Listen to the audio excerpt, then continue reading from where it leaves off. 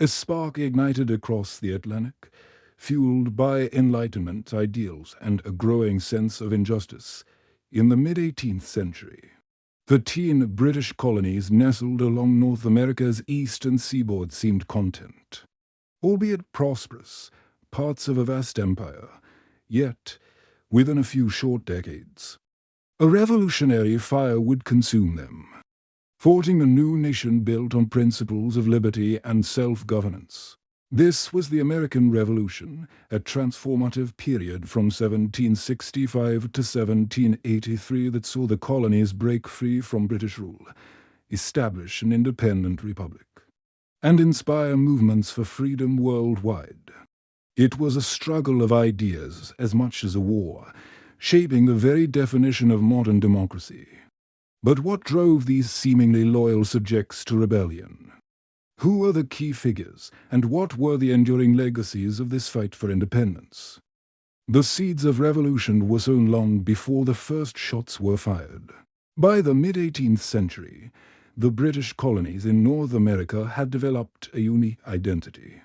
They were largely self-governing, with their own elected assemblies, and had grown accustomed to a significant degree of autonomy, especially regarding local taxation.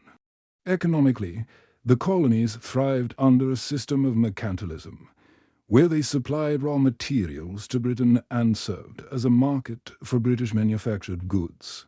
However, this system also imposed restrictions, such as the Navigation Acts limiting colonial trade with other nations. The French and Indian War 1765–1763, known globally as the 7 Years' War, dramatically altered the relationship between Britain and its colonies. Britain emerged victorious, gaining vast new territories in North America, including Canada and lands east of the Mississippi, but at a tremendous financial cost. To pay off this war debt and cover the expenses of maintaining a standing army in North America, the British Parliament began imposing new taxes and stricter regulations on the colonies. This marked a significant departure from the previous policy of salutary neglect, where British oversight had been relatively loose. A series of acts passed by the British Parliament ignited colonial resentment.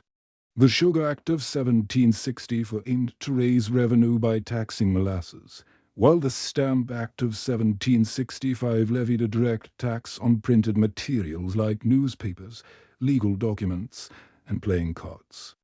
The Stamp Act, in particular, provoked widespread outrage. Colonists argued that only their own elected colonial assemblies had the right to impose taxes, not the distant British Parliament, where they had no direct representation. This crystallized the rallying cry, "No taxation without representation." Protests erupted across the colonies. Merchants organized boycotts of British goods, and secret societies like the Sons of Liberty formed, often resorting to intimidation and violence against stamp distributors. The intensity of the opposition led Parliament to repeal the Stamp Act in 1766, but they simultaneously passed the Declaratory Act, asserting Parliament's right to legislate for the colonies in all cases whatsoever. This period of escalating tensions continued with the Townshend Acts of 1767, which imposed duties on goods like glass, lead, paper, and tea imported into the colonies. Colonial boycotts resumed, further straining relations. The presence of British troops in Boston, intended to enforce the new laws and quell unrest, led to tragic confrontations. The Boston Massacre in 1770, where British soldiers fired into a crowd of protesters, killing 5, became a powerful symbol of British tyranny and fueled anti-British sentiment. Despite the repeal of most Townshend duties, the tax on tea remained. This led to the infamous Boston Tea Party in 1773, where colonists, disguised as Native Americans, boarded British ships and dumped 342 chests of tea into Boston Harbor in defiance of the Tea Act. Britain's response was swift and punitive. Parliament passed the coercive acts known as the Intolerable Acts in the Colonies in 1774. These acts closed Boston Harbor, curtailed Massachusetts self-governance, and allowed British officials accused of crimes to be tried in Britain. This was seen as an unacceptable assault on colonial liberties. In response to the Intolerable Acts, delegates from 12 of the 13 colonies Georgia was absent convened the First Continental Congress in Philadelphia in September 1774. They called for a complete boycott of British goods and urged colonies to form militias for self-defense. The escalating tensions erupted into armed conflict on April 19, 1775. At Lexington and Concord, Massachusetts, British troops, marching to seize colonial arms caches, clashed with colonial Minutemen. The shot heard round the world marked the beginning of the Revolutionary War. Soon after, the Second Continental Congress convened. It established the Continental Army and appointed George Washington 1732 to 1799 as its commander-in-chief. Washington, a Virginian planter and veteran of the French and Indian War, proved to be an indispensable leader, guiding the nascent army through years of hardship. Despite the fighting, the idea of complete independence was still not universally accepted. Many colonists remained loyal to the British Crown.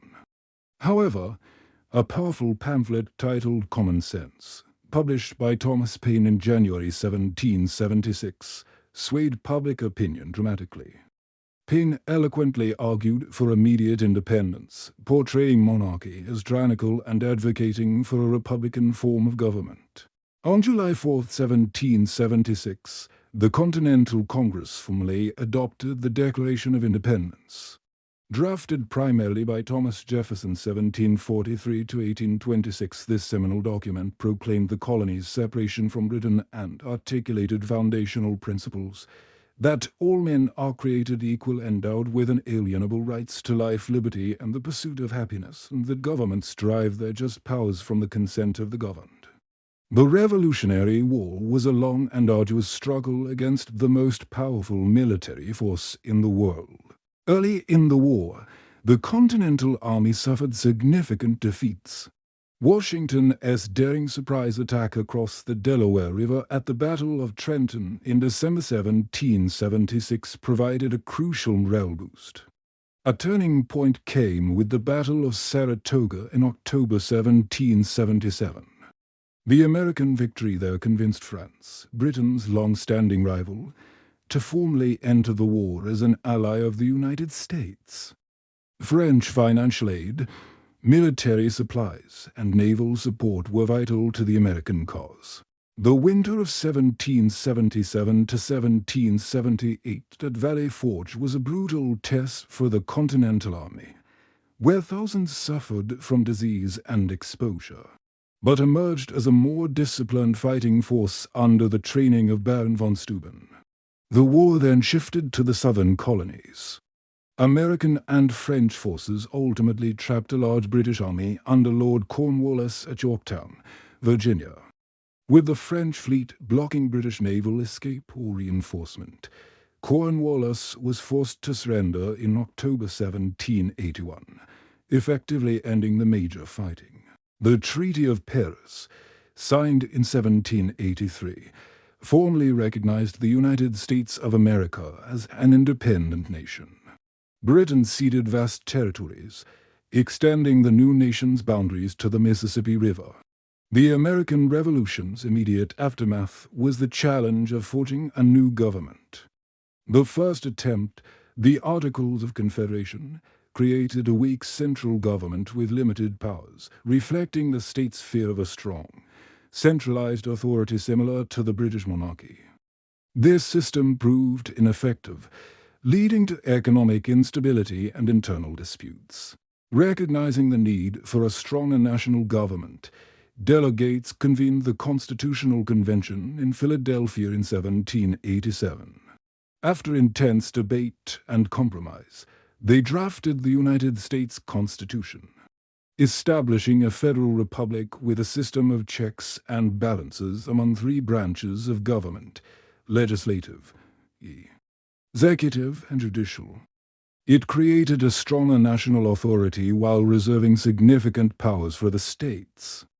The Constitution was then ratified by the states, though not without fierce debate between Federalists who supported it and Anti-Federalists who opposed it, fearing a powerful central government.